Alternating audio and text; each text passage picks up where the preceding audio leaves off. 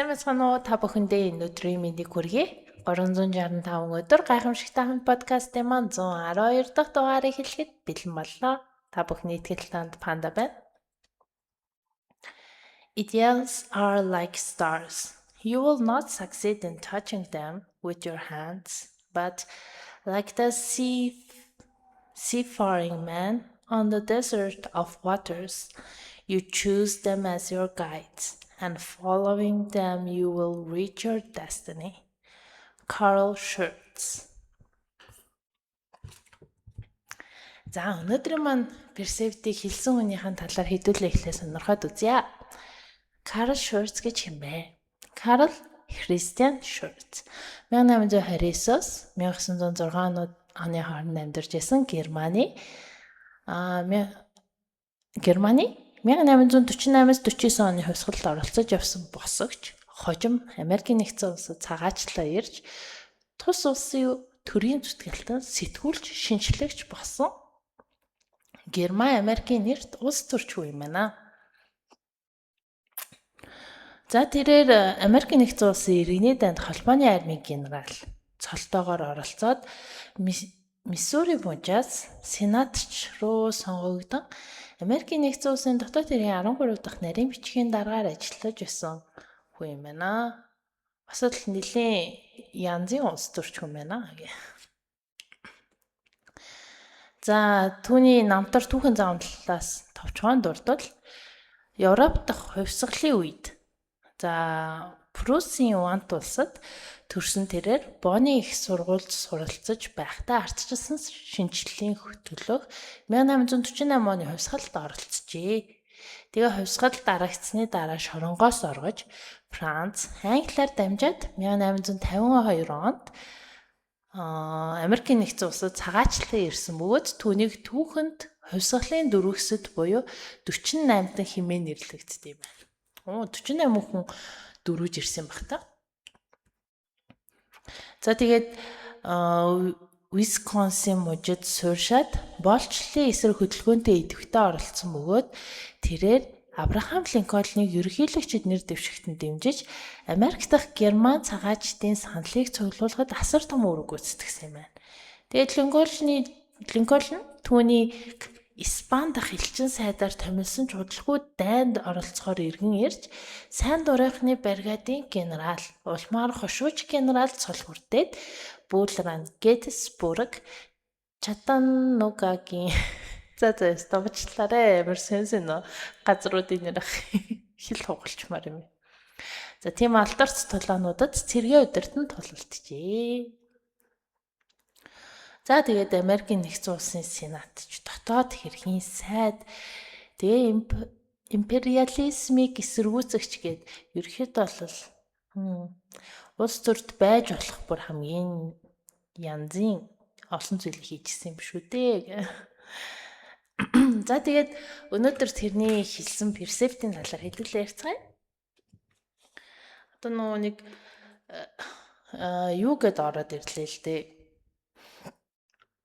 Идеал гэдэг чи одоо нэг хамгийн байж болох үс хувилбар гэдэг юм уу?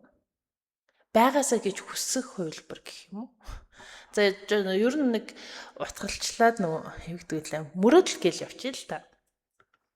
Мөрөөдөл гэдэг бол яг л тэнгэр дагаа от шиг бид нар хизээч гараараа хүрэх боломжгүй. Гэхдээ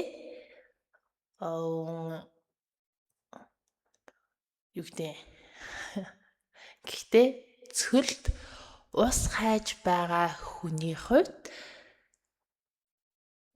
хүн шиг түүнийг өөрийгөө зөв чигээ олоход хэрэглэж тэгээд хувь цалиндаа хүрнэ. Мэдгүй юм орчуулна гэдэг нэг тийм бас жоохон авьяас шаардсан ажиллагаад байд юм шиг байна. Тэр тал дээр жоохон тэмхэн байгаад байна.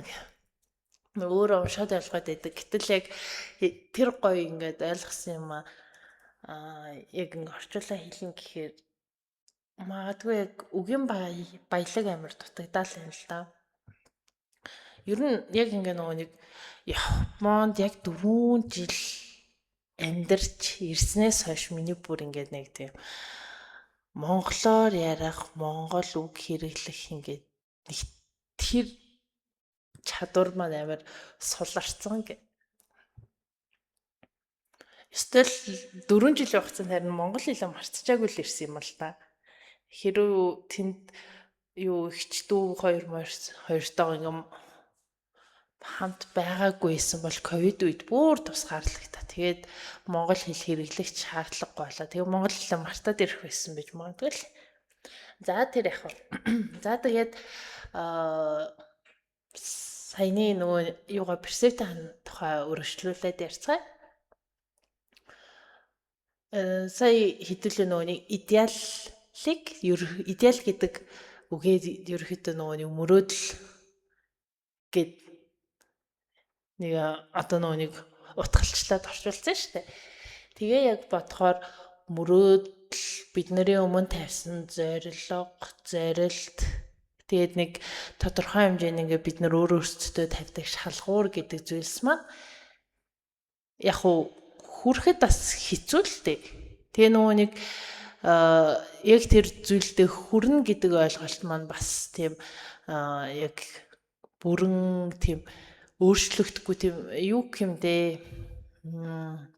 Шууд утгаараа байх тохиолдол бас байхгүй л дээ.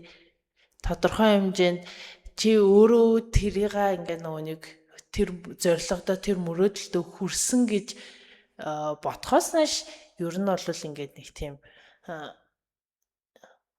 чамаг үнэхээр тэр зорилгодоо тэр юундаа ингээ хүрсэн үү гэдгийг бол хинж мэдэхгүй.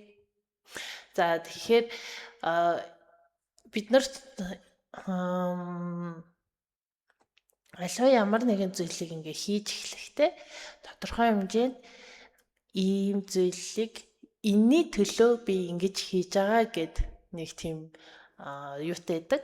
Одоо нөгөө нэг эхлэх тийм зорилготой гэдэг юм. Гэтэл зарим тохиолдолд нөгөө нэг хийж байгаа зүйлдээ бүр хитрхи ингээ улаарад эсвэл хитрхи тэрэндээ ингээ орсноос олоод юу болдог вэ гэхээр яагаад ихэлсэн бэ гэдгийг мартчихдаг.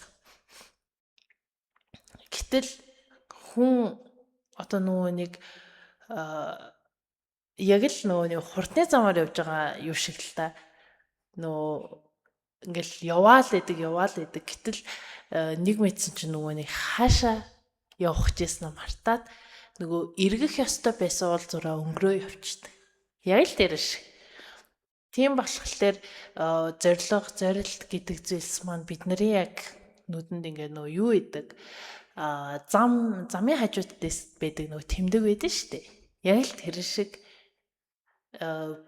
чи яг нөгөө өөрийнхөө хүссэн юмыг ингээд хүссэн зүйлээ олж авахд ойрхон байна уу гэдгийг чи чамд харуулна. Хүссэн зүйлийг хараас яг явж байгаа бидтэй гэдэг одоо зөв замаар явж байгаа бидтэй гэдгийг чинь харуулна. Тийм болохоор бид юу хэрэг одоо жишээ нь ингээд та бүхэн мэдээж ингээд том болоод одоо ажил төрөлтөө олчихсан тий эсвэл бол сургууль сурж байгаа ч юм уу эсвэл нөгөө үр хөвгттэй олчихсан ингээл амьдрал нэлээд завгүй явж байгаа. Тэгээ бүр цаашлаад ач зээнээрээ харж байгаа хүмүүс ч гэж магадгүй шүү дээ. Энийг энэ подкастыг маань хинч сонсож иж магадгүй. Гэтэл та бүхэн яг ингээ одоо эргээ харах юм бол энэ амьдралыг эхлүүлэхдээ яг ямархуу зорилготой, ямархуу хүсэл мөрөөдөлтэй эхлүүлж байснараа санаж байгаа хэр олон бол тэгээ хэрэг үнэхээр санаж байгаад тэрэндээ тодорхой хэмжээнд хүрсэн байвал та үнэхээр мундаг байна. Харин эсвэргээрээ ингээд мартчихсан байвал эргээд санахыг зөвлөе. Тэгээд бид нар юу гэдэг амьдрал нэг юм болоод дуусдаг зүйл биш. Тэтгэвртэй гараад амьдрал дуусчихгүй та амьдрал явна. Ажилд ороод юу гэдэг мөнгө олоод ингээл амьдрал чинь дуусчихгүй тэгэл яваалаа цаашаа хөгжөөл дэвшин. Их сургуульд ороод амьдрал болчихгүй шүү дээ. Эсвэл их сургуулаа төгсөөл тэгэл амьдрал болчихгүй. Тийм болохоор хэдүүлээ энэ амьдралыг хэрхэн яаж ямар зорилготойгоор эхлүүлж байснаа санацгаая. Тэгээд тэр эхлүүлж байсан зорилгоо бид нар дийлэнх тохиол хүүхэд байхдаа тавьж исэн байгаа. Тийм болохоор хүүхэд насаа эргэн дурсцгаая. За тэгээд өнөөдрийнхөө подкастыг энэ хүргээд өндөрлөе. Та бүхэндээ хүүхэд насаа дурсах цаг хугацаа үлдээ. Баяртай. 365 хоногийн турш чамтай хамт байх чиний итгэл таанд Панда.